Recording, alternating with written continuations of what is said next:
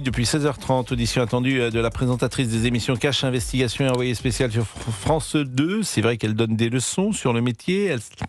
Elle attaque souvent des réussites françaises comme LVMH et Bernard Arnault.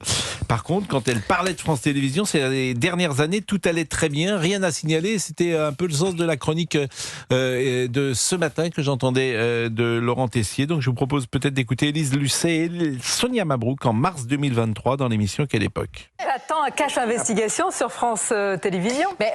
Je voudrais bien, mais il n'y a pas grand-chose à faire et à dire sur France Télévisions. Certaines, j'y suis, je vois ce qui se passe. Faisons une enquête pour voir s'il y a un Cache Investigation. Mais ne vous inquiétez pas, Sonia. Effectivement, je regarde ce qui se passe à France Télévisions et je peux vous dire que s'il y avait des choses à dire sur France Télévisions, je le dirais très franchement sur la manière dont fonctionne France Télévisions. Les dérives que j'ai constatées dans les entreprises sur lesquelles nous avons enquêté ne se passent pas à France Télévisions. Pas grand-chose à dire. Selon le rapport de la Cour des comptes, il y a un déficit de 80 millions d'euros pour France Télévisions entre 2017 et 2024. Une situation financière critique, mais Élise Lucet n'a rien vu, elle n'a rien dit. Depuis 2009, 6 rapports d'audit interne se sont succédés et on parlait d'une situation préoccupante des pratiques de l'entreprise. Sur ces méthodes, les caméras cachées, les enregistrements dans les émissions comme Cache Investigation.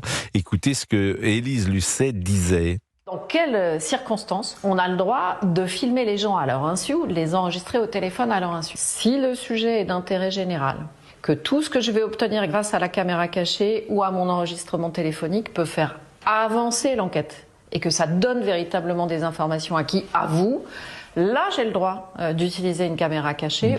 Bon, elle a le droit quand ça l'intéresse, mais Patrick Cohen et Thomas Legrand enregistrés en juillet dernier dans un café parisien avec 2 responsables du PS. Écoutez ce qu'ils disaient en commission d'enquête parlementaire. Une vidéo tournée à mon insu. Notre discussion a été enregistrée à notre insu. L'espionnage déguisé en journalisme avec des méthodes de barbouze. Bon, donc voilà, c'est selon, quoi. Quand ça les concerne, on n'a pas le droit. Et en fait, c'est toujours pareil. Ça fait plusieurs fois que j'utilise la même image. Il y a un film qui s'appelle Z. Bon, et Jean-Louis Trintignant, c'est le juge. Et tout d'un coup, il interviewe les colonels. Z, c'est un film de Costa Gavras.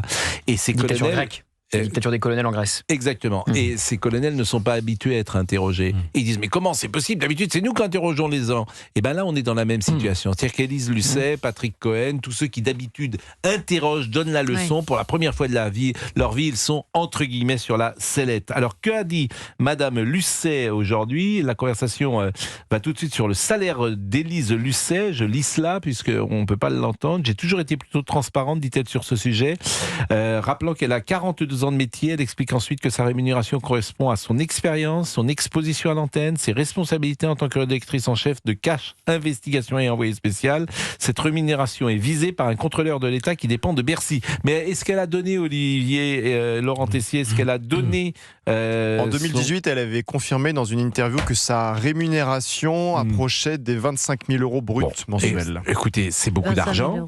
C'est beaucoup d'argent. Ça correspond à un peu plus que la moyenne, j'ai le sentiment, du métier dans le service public. C'est 3 fois plus qu'un ministre.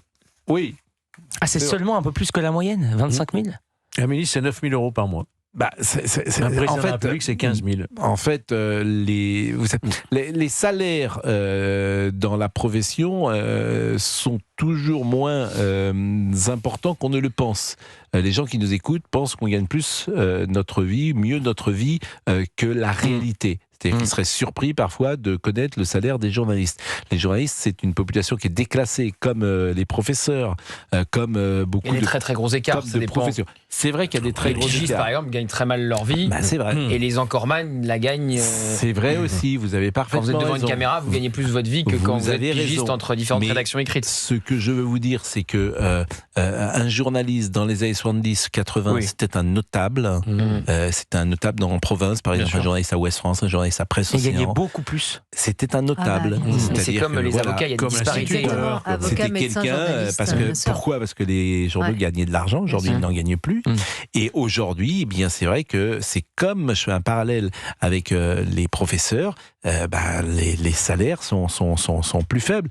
J'ai souvent cité, il y a un film qui s'appelle La Gifle de Claude Pinoteau.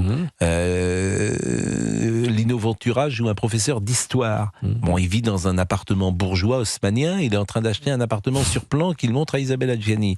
Bon, cette situation n'est plus possible. Un prof d'histoire aujourd'hui, il vit à 50 bornes de Paris. Tout à fait. C'est pire que journaliste parce que au lycée. Hein. Il y a des journalistes qui gagnent bien leur vie alors qu'il n'y a pas un prof qui gagne bien sa vie.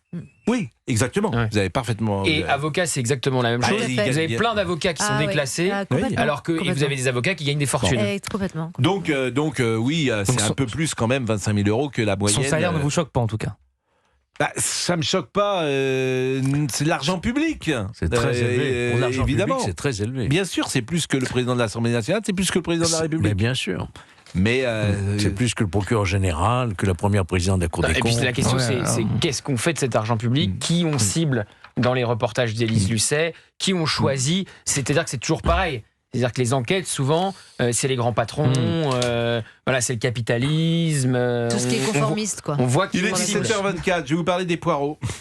Des poireaux. 16h, 18h. Pascal Praud sur Europe 1. Les supermarchés appellent à acheter des poireaux français, figurez-vous. 5 groupes de la grande distribution, Auchan, Carrefour, Casino, Coopérative U et Intermarché, appellent les consommateurs à acheter des poireaux français pour venir en aide à la filière menacée de surproduction, selon un communiqué. Si les volumes ne sont pas consommés rapidement, ils risquent d'être perdus, entraînant une chute des prix pour les producteurs. Alors, pardonnez-moi, mais les poireaux, ça se mange tout seul ou ça se mange avec d'autres choses? Non, ça se mange de différentes... ça se mange... C'est pas très joli de dire ça se mange tout Comment cuisine-t-on le poireau? Tu croques pas dedans, mais ça. Tu peux directement le manger sur place au supermarché. Je crois pas avoir mangé une fois un poireau de ma vie. C'est vrai? On fait des fondus de poireaux, des soupes de poireaux. C'est très très bon. Pardonnez-moi, je pense que je n'ai jamais mangé un poireau. Je ne sais pas si ça se mange. C'est un accompagnement, c'est-à-dire qu'on mange avec... Un accompagnement. Vous pouvez le... Ça va dites-tout. Mais c'est pas des chips. Quoi que ça pourrait, parce qu'il y a des chips et légumes qui sont aujourd'hui. Mais ça peut aussi, comme les asperges, vous savez, les asperges, vous mettez une petite vinaigrette. Exactement. Ça compose votre assiette. J'avais mangé des asperges. C'est très bon, les poireaux. Asperges blanches, c'est délicieux. Mais si, j'ai dû manger ça chez les gens parce que j'ai dû... Chez la population. Chez les gens. Quand je suis descendu dans le village, on m'a reçu et on m'a fait des asperges blanches. Non, mais quand ces gens étaient charmants. Quand t'es invité chez les gens, ils te mettent des choses comme ça et je les ai mangées. Ça m'intéresse parce que quand vous débarquez chez les gens, ils savent pas forcément tout généralement. Par exemple, j'ai dîné vendredi soir chez un ami cher que vous connaissez également. Il avait fait, effectivement, il s'est moqué de moi parce qu'il avait fait des petites pommes de terre dauphine et je les ai quasiment toutes mangées tout seul. Et il avait fait de la viande rouge et c'est déjà arrivé que quelqu'un ne soit pas au courant et vous fasse quelque chose. Oui. Et alors dans ce cas-là, vous faites quoi? Je mange pas. Mais c'est quand même mal poli, donc vous devez être gêné. Vous devez. Oui, je suis un peu gêné. Je mange du pain dans ces cas-là. Et vous laissez l'assiette telle quelle? Je dis oui. Vous n'essayez pas même de. Vous savez ce qu'on fait dans ces cas-là, on essaie d'éparpiller dans l'assiette. Non, pour tout dire, ma fiancée est adorable dans ces cas-là, donc elle prend l'assiette. Elle mange pour moi. Elle mange pour moi, elle sait. Elle mange les restes. Solidarité culinaire, c'est bien. Mais vous n'avez pas même un rejet parce que vous pouvez... Un rejet de ma fiancée? Non, non. Vous cachez le dégoût qui peut vous traverser à ce moment-là. Pas du tout. Par contre, vous ne cachez pas? Quoi donc, mais je mange pas, c'est tout, c'est pas grave. Mais je vous dis, ma fiancée qui est adorable m'aide, elle me soutient moralement dans cette épreuve. Et après, on va manger au restaurant. Il est 17h27. Elle mange 3 fois. Elle mange Le moment où je me suis rendu compte que votre cas était très critique, c'est quand vous nous avez raconté que dans un certain restaurant, vous demandez des chips. Mais bien sûr. Et alors là, je me suis dit, son cas est perdu. C'est vrai, il y a un restaurant, il me met un restaurant dans Paris où je vais régulièrement, il m'achète des chips rien que pour moi. C'est exceptionnel. 17h